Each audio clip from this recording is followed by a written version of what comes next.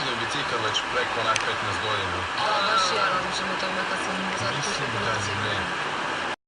Sad će proći. Da. I da bar ima...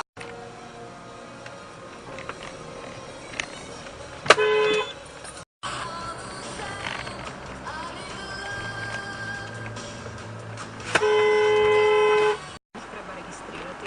Detalji su na web stranici Open Data Day. Srednji vijek ponovno se vraća u Samoboru. U nedjelju se po 13. put na